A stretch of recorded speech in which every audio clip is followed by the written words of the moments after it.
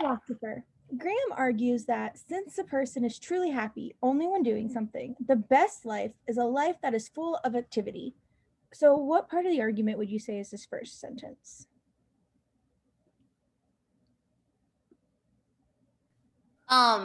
That's describing Graham's conclusion. Yeah. So I call this like just opinion of others, right? Or it's like background information / opinion of others. Okay. But we should not be persuaded by Graham's argument. And that's where I get all like, I'm like, well, why should we not be persuaded by Graham's argument? People sleep, and at least sometimes when sleeping, they are truly happy, even though they are not doing anything. All right, so our conclusion here is, what would you say is our conclusion? Should not be persuaded by Graham's argument. Excellent. And why? And we're saying the reason that we shouldn't be persuaded is because we give this as example that shows that Graham is wrong, right? Mm-hmm. All right, so then we get to the question and it says, and the claim that at least some people when sleeping are truly happy even though they aren't doing anything. What was your prediction of what is the relationship between this sentence and our conclusion? I felt like it was going to say something like an example or like something going against what Graham said. It's true. Yeah, it's an example of proving Graham wrong or something. Or like calling it a question would probably be like more LSAT words. Okay. So let's go ahead and start with A. Yes, no, or love it, hate it, or leave it. Oh, hate it.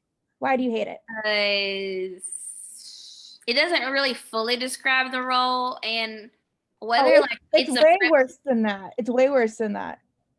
Well, like, oh wait, never mind. What is Graham's argument? It's not a part of Graham's argument. No, it's a premise for the philosophers. Yeah. That would be correct. Excellent. All right. What about B? So B was kind of attracted to me. B and D.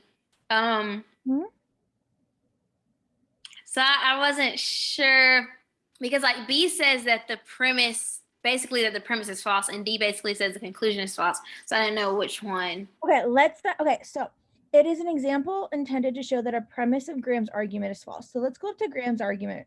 And what is Graham's premise? Or let's start with I think it's easier to find the conclusion. What is Graham's conclusion? The best life is a life full of activity. And what is Graham's premise then?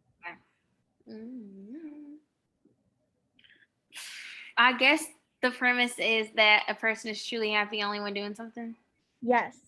So, okay. And since, for, and because introduced premises, so it is an example intended to show that a premise of Graham's argument is false. So a person is happy only when doing something. I like that, right? Okay. Do you like that too? Okay. Let's go down and look at, it's not an analogy, so you can get rid of that one really quickly. Yeah. Okay.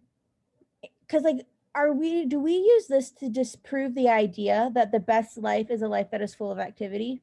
The philosopher actually might agree with this, right? That the best life is a life full of activity, but it's not the idea that you can only be happy when you're actually doing something. We see that. Do you see how like different, like we can here? And then he's really easy. It's the main conclusion. No, it's not the main conclusion.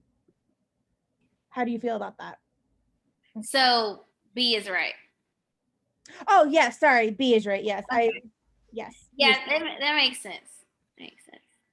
Okay, so now we're gonna look at